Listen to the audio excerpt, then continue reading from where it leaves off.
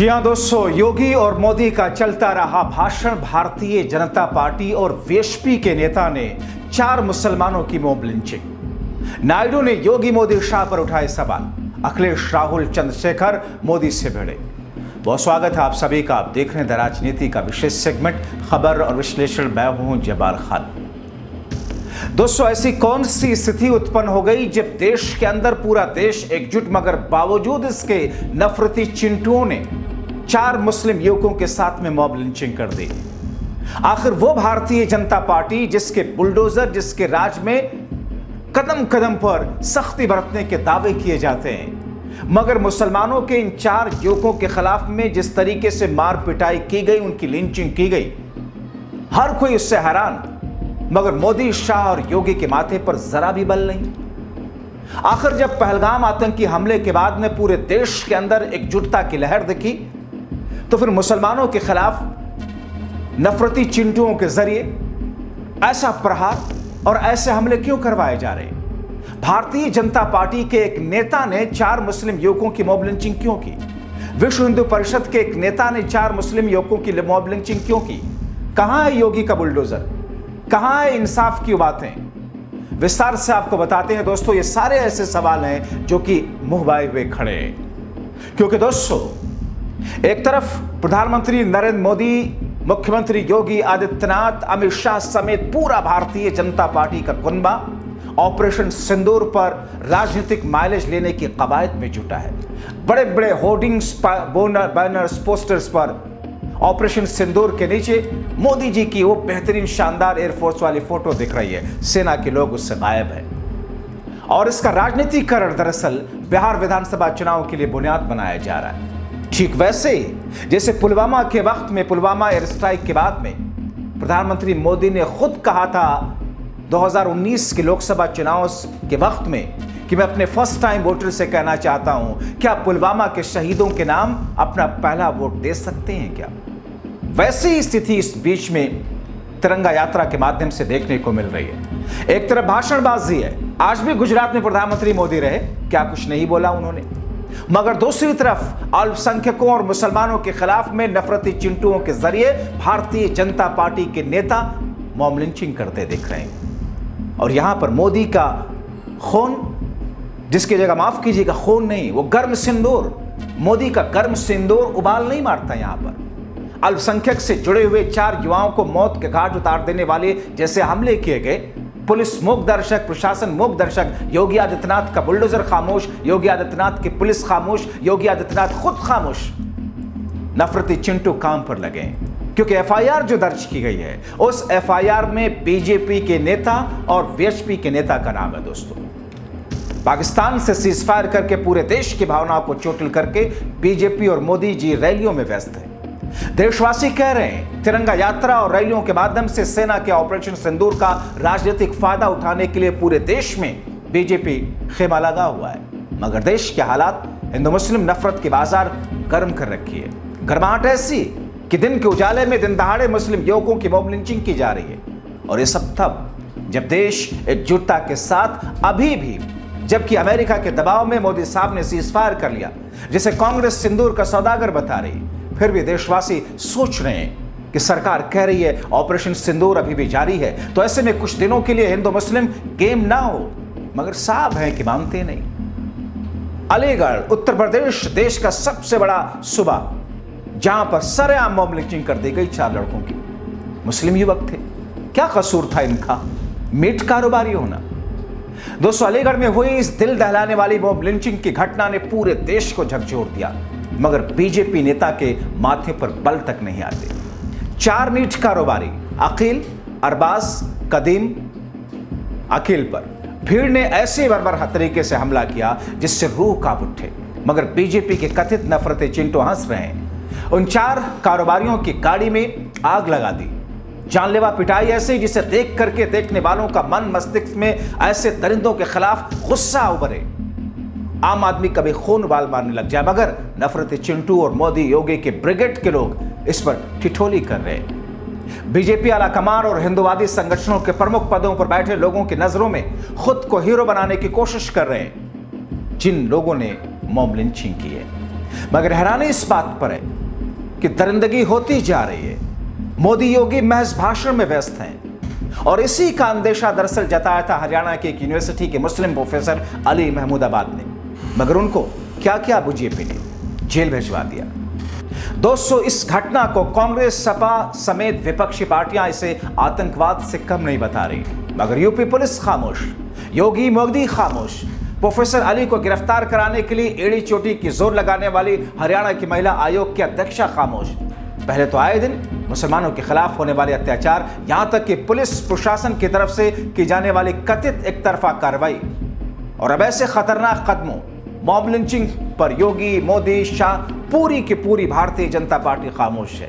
उत्तर प्रदेश के कानून व्यवस्था, प्रशासन की जवाबदेही और सामाजिक एकता पर गंभीर सवाल है। यूपी की योगी सरकार को मुस्लिम विरोधी होने के कटघरे मिलाकर के खड़ा किया जा रहा लोगों के जरिए। दोस्तों, यह घटना उत्तर प्रदेश में कानून व्यवस्था की बदहाल स्थिति को उजागर करती है। लोग पूछ रहे हैं, यूपी की कानून व्यवस्था यही है? क्या प्रशासन इन गुंडों पर कोई नियंत्रण नहीं रखता? या फिर यह मान लिया जाए कि मुस्लिम समुदाय के खिलाफ हिंसा को लेकर के मौन प्राप्त है? जो भारत विश्व मंच पर एकजुटता और समावेशी विकास का संदेश दे रहा है, तो ऐसी घटनाएं सरकार के लिए शर्मिंदगी का कारण बनती है। मगर यहां शर्म है कि आती नहीं। भारत की छवि एक प्रगतिशील और लोकतांत्रिक देश की है, लेकिन मॉब लिंचिंग की ऐसी घटनाएं इस छवि को गंभीर नुकसान पहुंचा रही हैं। मगर साहब को है कि शर्म आती नहीं। जिन दिनों में भारत पूरी दुनिया के सामने एकजुटता का संदेश दे रहा है, उन्हीं दिनों में ऐसे विजुअल, ऐसी तस्वीरें, ऐसे वीडियो का आना सरकार के लिए शर्मिंदगी का कारण है।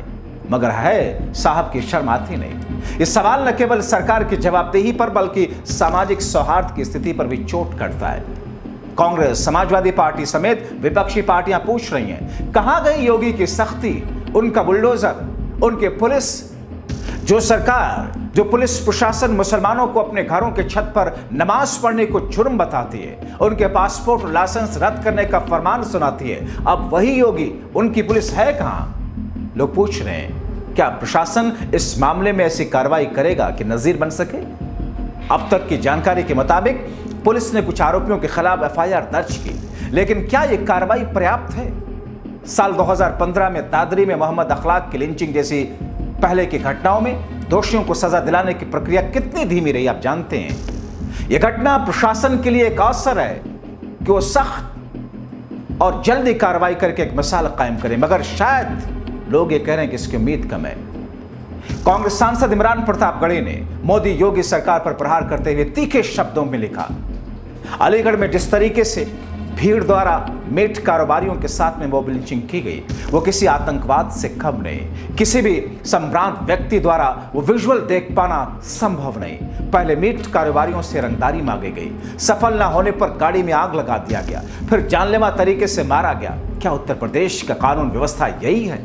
जिन दिनों में पूरे भारत दुनिया के सामने एकजुटता का संदेश दे रहा है, उन्हीं दिनों ऐसे विजुअल आना क्या सरकार के लिए शर्मिंदगी का कारण नहीं? क्या प्रशासन का इन गुंडों पर कोई कंट्रोल नहीं, या फिर मुसलमानों की लिंचिंग के लिए खुली छूट मिली है? क्या प्रशासन इस मामले में ऐसी कार्रवाई करेगा कि नजीर बन सके? आने वाले संसद सत्र में इस तरीके के मामले को पुरजोर तरीके से देश की संसद में उठाऊंगा। दोस्तों, यह घटना अलीगढ़ में मॉब लिंचिंग की पहली घटना नहीं है। इससे पहले 18 जून 2024 को मोहम्मद रफीक उर्फ औरंगजेब को चोरी के शक में पीट पीट कर भीड़ ने मार डाला, हिंदुओं ने मार डाला, बहुसंख्यकों ने मार डाला। उस मामले में पोस्टमार्टम रिपोर्ट में 19 चोटों के निशान, 3 टूटी हुई पसलियां, फटी आंतों का खुलासा हुआ।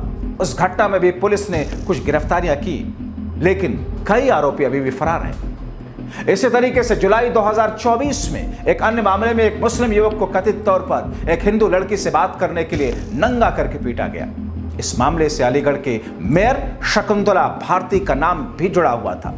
अलीगढ़ में धार्मिक आधार पर हिंसा की घटनाएं लगातार हो रही हैं। दोस्तों, मॉब लिंचिंग का यह घटना अलीगढ़ जिले के हरदुआगंज का है, जहां पर 4 मुस्लिम मीट कारोबारी हैं। हिंदू भीड़ ने इन कारोबारियों को गौमांस ले जाने के लिए आरोप लगाया। वो मीट कारोबारी हैं, मगर उन पर गौमांस ले जाने का आरोप लगाया। उन्हें रोका हिंदू संगठन ने और उनसे जुड़े हुए लोगों ने गौमांस का आरोप लगा करके गाड़ी को घेर लिया, युवकों को बुरी तरीके से पीटा, गाड़ी में आग लगा दी, लाठियों से, धक्के मुक्कों से, लात से, रॉड से, बेरहमी से जानलेवा पिटाई की। चारों पीड़ितों गंभीर रूप से जो सारे के सारे घायल हैं, जिंदगी और मौत के बीच अस्पताल में बिस्तर पे झूल रहे।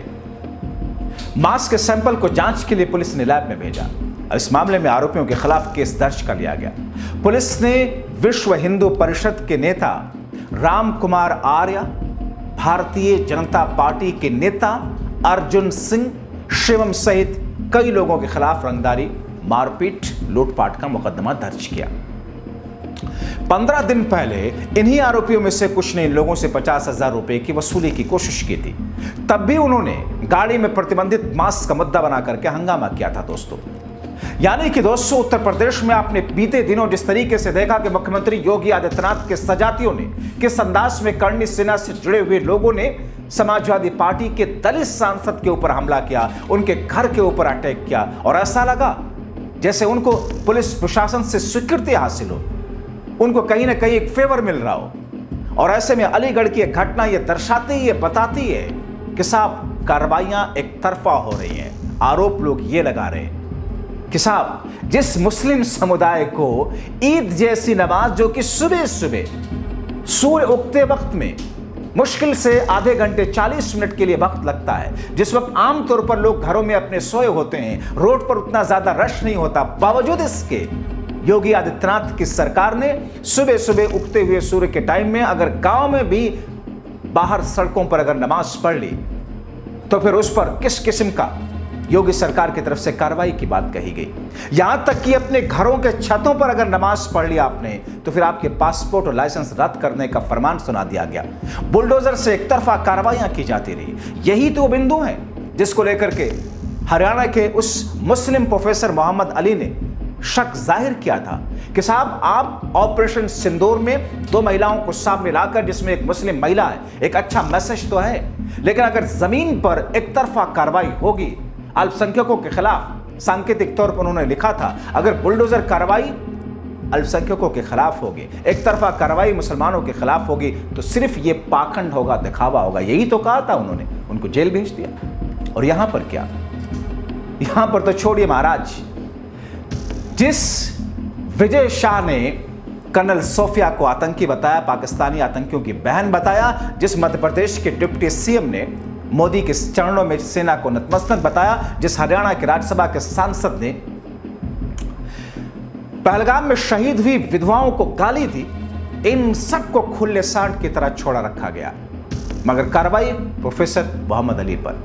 और अब जबकि मॉब लिंचिंग अलीगढ़ में हुई, सब कोई खामोश है, मगर आप खामोश मत रहिए, क्योंकि देश के सौहार्द के लिए, देश की एकजुटता के लिए, देश में अमन बनाए रखने के लिए जरूरी है आप आवाज उठाएं। क्योंकि यही हिंदूवादी संगठन, यही संघ ये कहता है कि भारत पीसफुल देश है, अमन चाहता है, और पीस कायम करने के लिए, शांति कायम करने के लिए दुनिया के सामने जरूरी है शक्ति दिखाना। तो फिर आपके पास अपनी संवैधानिक दायरे में रह करके आवाज उठाने की शक्ति तो है, आवाज तो उठा सकते हैं आप, उठाइए जरूर। बहुत शुक्रिया।